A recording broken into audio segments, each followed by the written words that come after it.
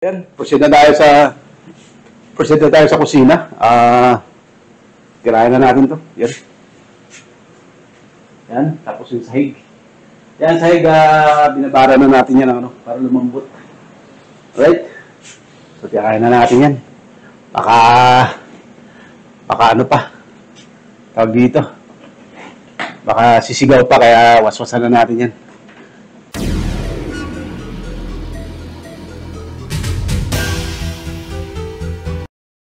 Ay, yun talaga naman.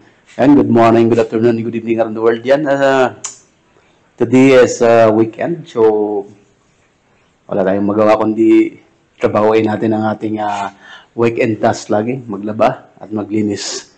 Ayan, tapos natin maglaba ay pupunta tayo ng kusina at maglilinis tayo. Yan ang aking routine dito, maglilinis at maglalaba. Right? Kaya samahan niyo ako. Laban muna tayo. Katapos na ako ng iba kong labahan, ay ano na lang natira, mga jacket na lang. So, tuloy natin.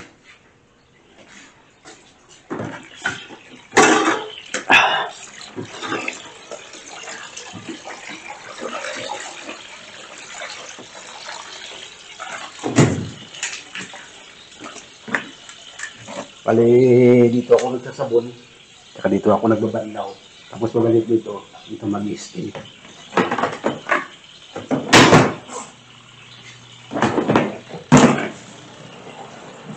Ito yung trabaho natin every weekend. Ito yung routine. So ito, tapos na natin to sabon. So next natin ay ano naman, banlaw sa kabila. Para mas efficient yung galawan natin. After na ito, paglalaban natin ay after ng labahan na ito ay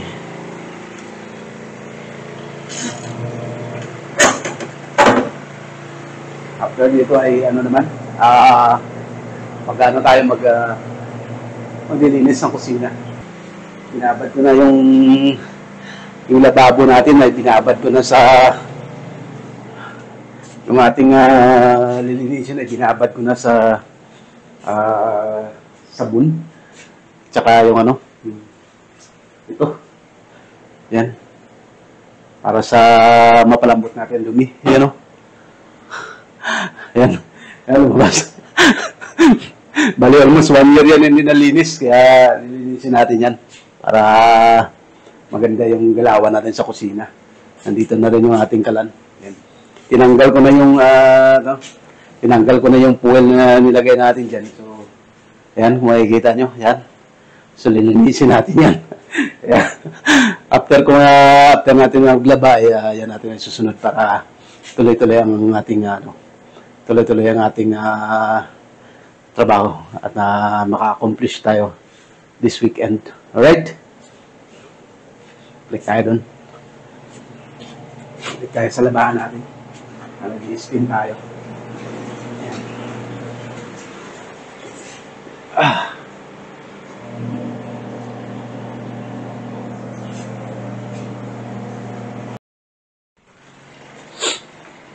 Yan, tapos yung ating pag-i-spin. Next natin ay nakalimutan ko pag-lunod. Ilulunod din natin ito sa labahan para masabunan. So, nandiyan ang isa, nakapanlaw na. Tapos na natin ito, spin yung isa. So, sampay na natin ito. Bango. Wala tayong downy. Kaya tuloy-tuloy lang. Ubusan tayo ng downy. Diretso lang to. Yan. Bango naman kasi yung binili natin na sabon, may na siya. May downy, na siya, fresh, na siya. Fabric, downy. Kasama na sa doon sa sabon. So, hindi na tayo nagbabad ng downy separately. Para tuloy-tuloy na. Ayan. So, dito ako nagsasampay sa dating bikan na kwarto dito. So, dito ako nagsasampay.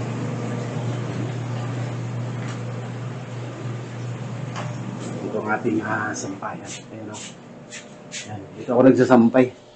Kasi wala tayo sampayan sa labas. Kasi pag sinampay natin sa labas, medyo siya, hindi sa ganun kaganda yung amoy sa labas. Kasi yung usok, sakyan. Yan, hindi na rin bike natin.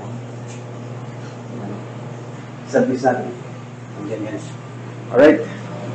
Pusin na natin ito paglalaba din. Pusin tayo sa kusina para maginis. Yan, kasi medyo pwede ng panima ng mais. Alright. Bali yung labahan natin na iba ay kasampay na. Kanina marami tayong labahan. So ito na lang natira yung jacket natin. Ito din natin ginagamit kasi taglamig ngayon dito. Kaya ito yung uli kong laban. Kasi sinisipilit ko hindi ko sa sinasama sa mga damit pag nilabahan ko sa kasi by color. Kasi ayaw ko na mag-blend yung color ng ayaw ko mag-blend ang color ng kasi may black tayo na jacket at green. Baka pag naluan siya ng ibang kulay, masisira yung color ng black. Magkakaroon siya ng fade. Sometimes magiging reddish. So iniiwasan natin yan. Kaya ang ginagawa ko, separately, ko siya. Tawag dito. Iniwalay ko talaga sa pagsasabon. Sa pagbabanlaw. Yung siya sinasama sa karamihan. Mga damit natin, mga panloob, isinipiret na natin paglaba. Para tapos na siya, nakasampay na. So, hindi ko na pinakita. Balito na lang yung jacket na natira. Mga pantalon din na nahuli. So, yun.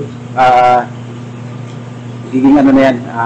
Para maiwasan natin yung mag-discolorize yung ating damit. Lalo na pag black ang kulay. Minsan ay nahaluan ng ibang kulay. Baga yung ibang kulay na, halimbawa, reddish o bluish, yung blue, nagano siya. Minsan nagpipidback siya dun sa itim. So, nangyayari yung itim, nagiging texturized, nagkaroon siya ng ibang kulay. So, pangit sa tingnan, pangit siya, nagiging, may mga bakat-bakat siya na red. Yung red, sometimes kung ano yung kulay na, halimbawa, blue, nagpipid. So, iniwalay ko talaga yun. Dapat pag black-black, ganyan. Kung puti-puti, ganyan ako pag naglaba. Kasi, naranasan ko na kasi na isinama ko yung decolor. Ang white, iniwalay ko talaga yan. Iniwalay ko. Yung dekulay, sinama ko, mix-mix na sila. Pag kuha ko, ang nadali doon, yung kulay itim. Nag-fade yung kulay niya baga sa nahaluan. So, yung mga pantal-pantal sa mga red color. Baga sa pumangit, kaya sayang. So, yan ang iniiwasan ko, kaya iniwalay ko yung mga black. Pag black lang talaga. Yan. Alright. Kaya, yun ang dapat natin gawin pag naglaba tayo. Huwag natin isama lahat sa pagsasabon. So, baga sa kung color white lang. Tapos, titingnan natin yung lalabahan natin kung yun ba ay ang kulay nagpipate kung sinasabunan mo siya. Or is naghahalo-halo, baga sa nag-iibang kulay ng tubig. So, ibig sabihin, yung kulay na yun, nagpipate. Kaya dapat wag na ihiwalay talaga natin yung separate. Rock and roll.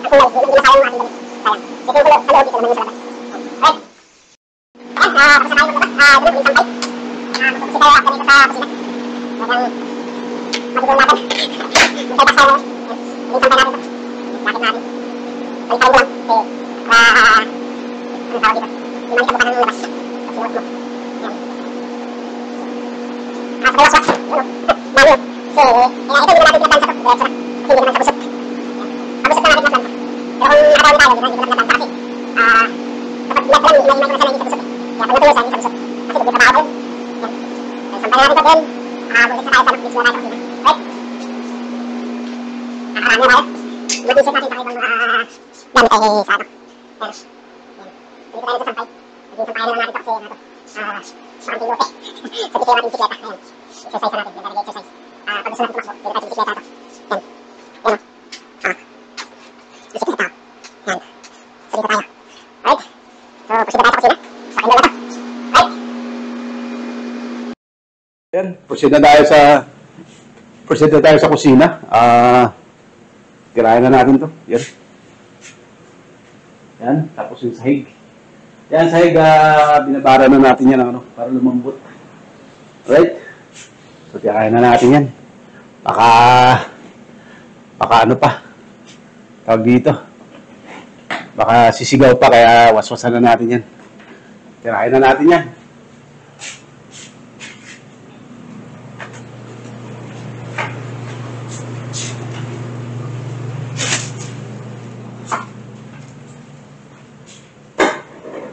Maglalagay tayo ng sabon.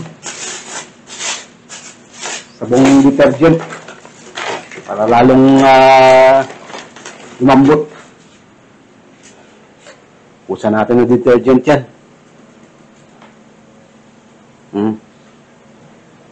Para lalong lumambot.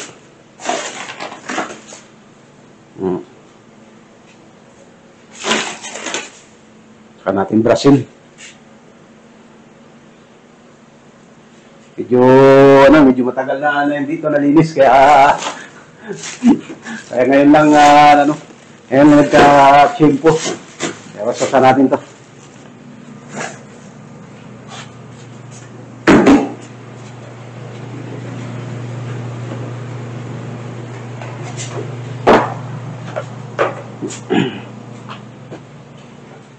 Ito yung ating itong ating hose para sa tubig.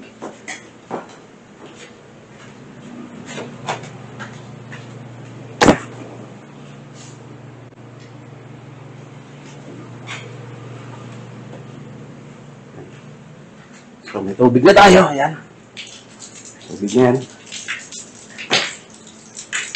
So, pwede natin brushin yan. Babad natin sa tubig. Meron tayo ditong brush. Ayan o. Ayan. Para mawala yung dumi. Lagyan paputiin natin to. Naglagay ako dito ng naglagay ako ng muriatic. Yung sa tiles. Ito, sa tiles to. So, naglagay tayo para lumambot yung mantika na nag-spill sa sahig. Yan. Yan talaga ang buhay FW kailangan. Ano lang. Tawag dito. Isis lang. Yan. Tirahin natin itong tirahin.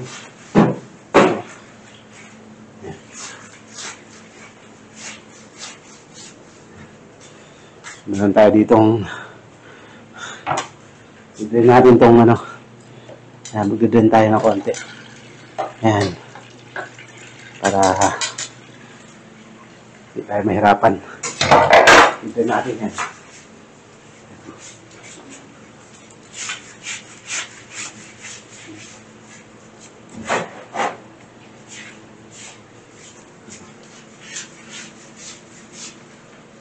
Talagang mahirap.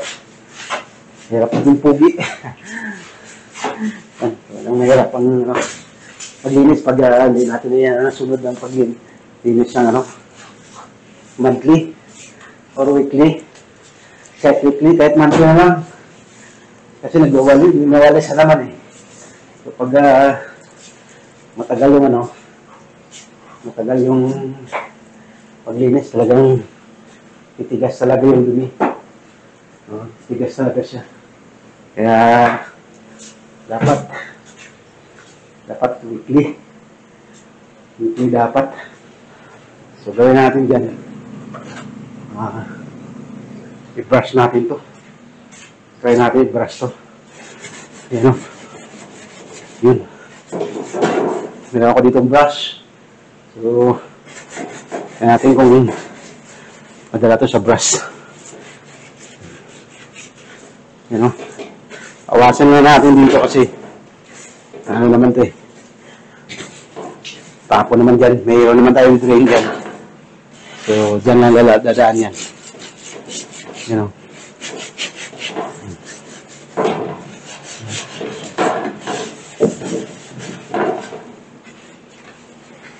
Yan.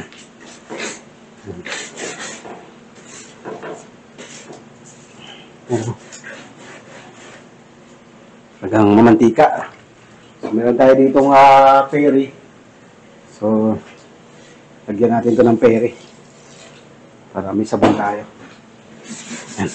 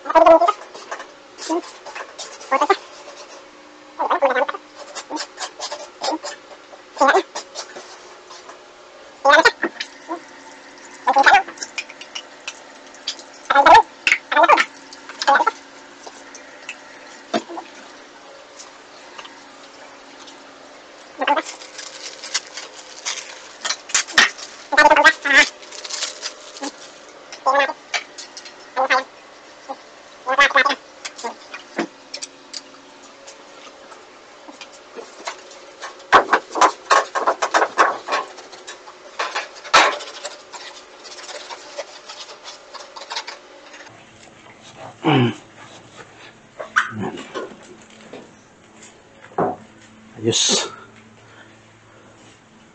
Talagang matindi. Talagang matindi.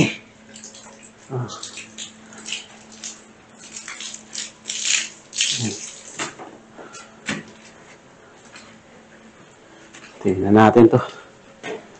Yan.